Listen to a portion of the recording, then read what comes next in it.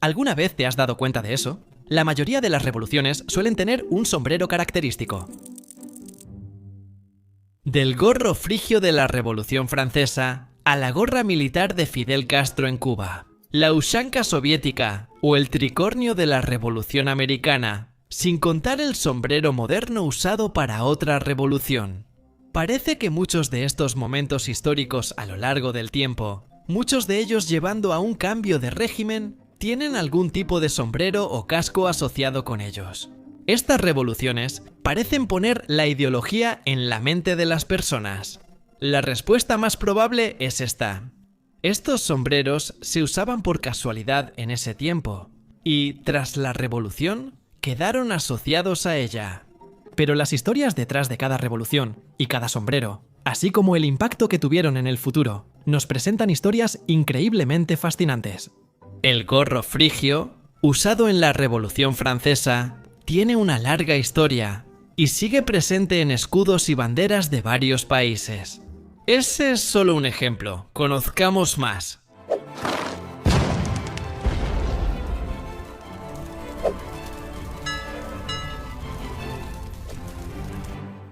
Quiero repasar 6 o 7 revoluciones a lo largo del tiempo, entender un poco su contexto, y luego cómo el sombrero entra en juego en ellas, cuál fue su papel en la revolución y el impacto que tuvo hacia adelante. Empecemos con la Revolución Francesa, la cual, además del gorro frigio, también está asociada con el icónico sombrero bicornio de Napoleón, que, como habrán notado, está presente en el icono de este mismo canal. La Revolución Francesa ocurrió en Francia entre 1789 y 1799. Por un lado estaban revolucionarios, trabajadores urbanos, campesinos, abogados liberales y parte de la clase media. Por el otro, monarquía, nobleza e iglesia. La revolución comenzó con demandas de representación y un mejor suministro de alimentos. Luego rápidamente escaló hasta derrocar a la monarquía. Hubo muchas ejecuciones con la guillotina y una transición primero a una república, y luego con la ascensión de Napoleón a un imperio. También la difusión de ideales y reformas republicanas y legales, en Francia, Europa y luego en el mundo. El gorro frigio fue símbolo visual de la identidad revolucionaria al inicio de la revolución. Lo usaban los radicales, en especial los sans-culottes, quienes no llevaban calzones, prendas comunes de las élites ricas, y se mostraban en protestas, festivales y arte político. El gorro simbolizaba lealtad a la revolución y rechazo a la moda aristocrática. Pero el gorro frigio no se originó en Francia, vino de mucho antes en la historia. En la antigua Roma, los esclavos liberados recibían un gorro cuyo nombre viene de Frigia en Anatolia Central. En Turquía, la población local solía usarlos. La Ilustración lo revivió como símbolo de libertad, y los revolucionarios franceses lo adoptaron por ese motivo. Durante la revolución, en espacios radicales, era casi obligatorio, y las figuras de la libertad solían usarlo. Incluso tras la revolución, el gorro siguió como símbolo. Hoy sigue presente en Marianne, símbolo nacional de Francia, y en varios escudos y banderas del mundo. Como los de Nicaragua, Haití o El Salvador, sigue siendo un símbolo de libertad, revolución y republicanismo. En la era napoleónica, el bicornio sustituyó al gorro frigio como principal tocado. Napoleón usaba el bicornio como símbolo de autoridad y mando, no de libertad. Ya existía en los ejércitos europeos, pero el uso que le dio Napoleón lo convirtió en un ícono personal y político, y de alguna manera marcó el cambio de la revolución de un levantamiento popular a un poder más centralizado. Y hoy en día se recuerda principalmente por el propio Napoleón. Ahora saltaré varios siglos al futuro para hablar de 2 revoluciones que usan sombreros similares, supongo que por su naturaleza parecida. La gorra militar, usada en la Revolución Comunista cubana y China, es similar, aunque con algunas diferencias. La Revolución Comunista China ocurrió en China entre 1927 y 1949. El conflicto fue entre el Partido Comunista Chino y el gobierno nacionalista, mientras Japón invadía. Fue un periodo caótico, pero al final los comunistas ganaron y crearon la República Popular China en 1949. La Revolución Cubana ocurrió en Cuba un poco después, de 1953 a 1959. De un lado estaban las guerrillas de Fidel Castro y del otro la dictadura de Batista. La revolución también terminó con la victoria comunista, con Fidel Castro tomando el poder y estableciendo su propio régimen. Y en ambas revoluciones, esta gorra militar de campaña se asoció estrechamente con el liderazgo de la revolución. Muchas llevan la estrella roja comunista cosida, dando un toque ideológico al sombrero.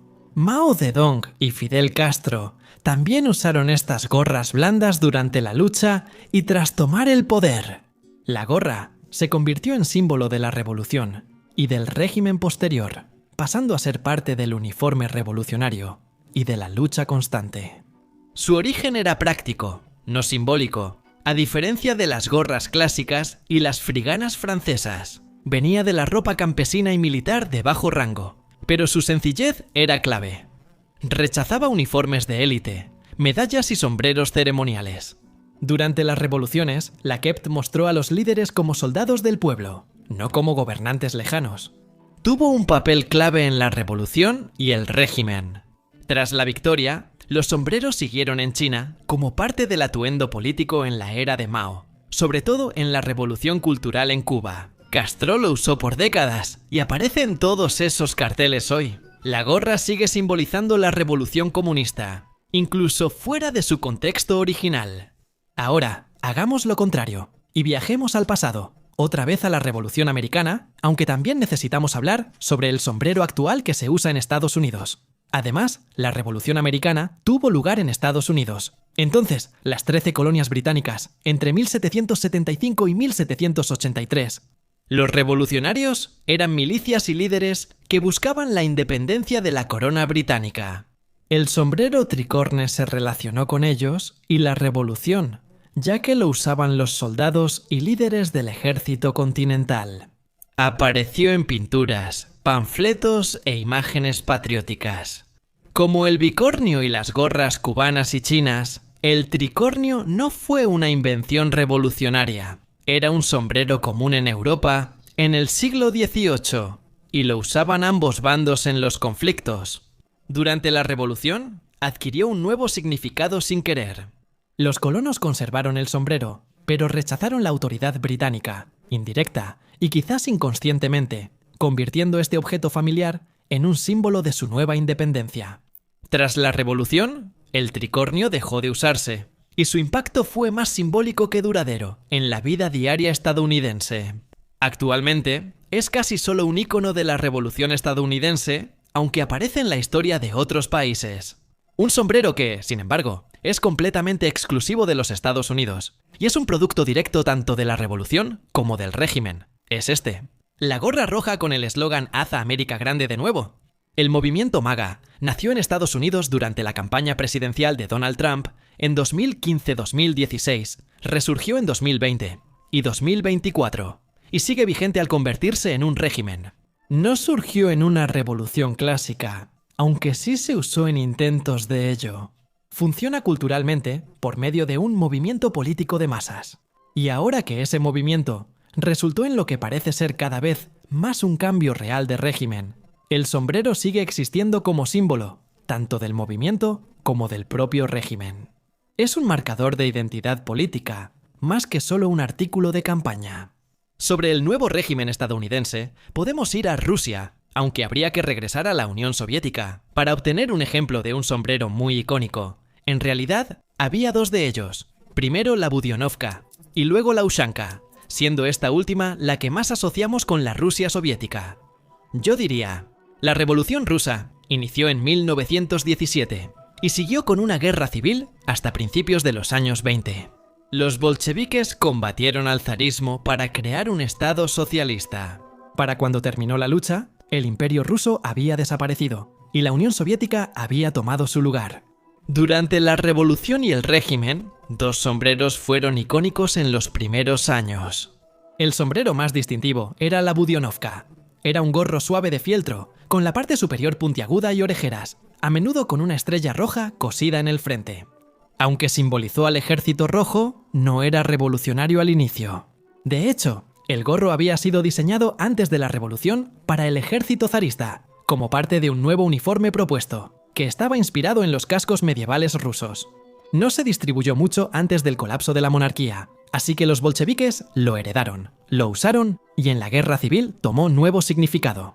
Su forma vinculaba la revolución con el folclore ruso y la imagen de los antiguos guerreros, añadiendo la estrella roja para marcar claramente su lealtad al nuevo régimen.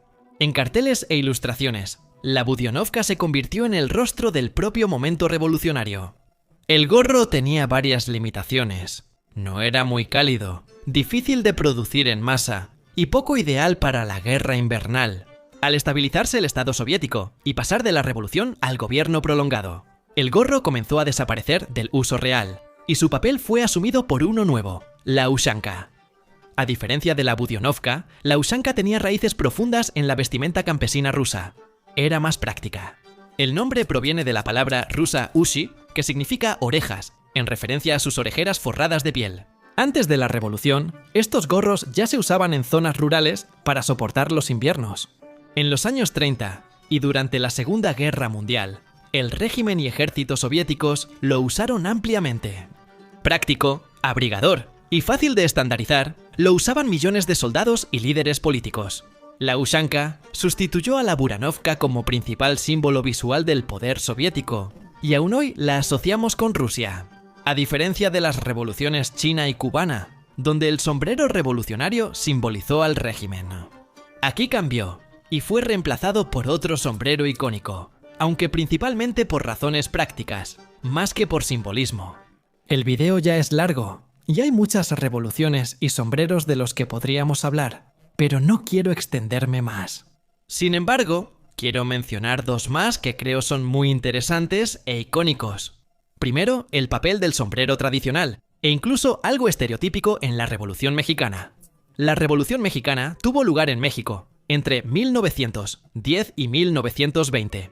Inició como un levantamiento contra la dictadura de Porfirio Díaz y se volvió una guerra civil compleja, con campesinos, líderes regionales, reformistas y varias fuerzas rivales.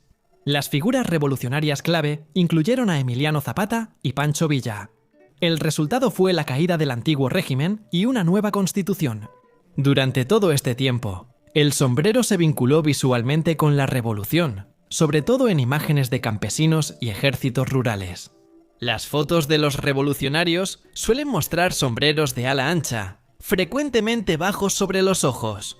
La palabra sombrero proviene de sombra en español. El sombrero ya existía antes de la revolución y era común entre trabajadores rurales, vaqueros y agricultores. Su ala blanca protegía contra el sol y el calor, haciéndolo práctico más que simbólico, al menos al principio. También marcaba diferencia en clase social y geografía, asociándose con la vida rural y los pobres de la comunidad mexicano-estadounidense. A diferencia de los sombreros europeos, usados por las élites, durante la revolución, esa asociación se volvió política. El sombrero mostraba que la revolución venía del campo y gente ligada a la tierra. Líderes como Zapata no cambiaron su atuendo campesino por gorros militares, mostrando que era una revuelta campesina y no solo un ejército profesional tras la revolución. El sombrero adoptó un nuevo papel y se integró a la imagen nacional de México, promovido en arte, cine y turismo. Aunque a veces se volvió un estereotipo, el sombrero mantuvo su vínculo con la lucha popular, la reforma y la identidad de la revolución. Y, en segundo lugar, para concluir el video, el turbante negro utilizado durante la revolución islámica en Irán. Es especialmente relevante, pues parece que ahora hay otra revolución para derrocar ese régimen. La revolución iraní ocurrió en Irán entre 1978 y 1979. Manifestantes de diversos sectores rechazaron la monarquía del Shah, considerada autoritaria y muy ligada a potencias occidentales. La revolución derrocó al Shah y estableció una república islámica dirigida por clérigos. Y uno de los símbolos más icónicos de los clérigos durante la revolución fue el turbante negro, usado por los clérigos chiítas, el más famoso de ellos, el Ayatolá Jomeini, quien todavía lo usa hasta hoy.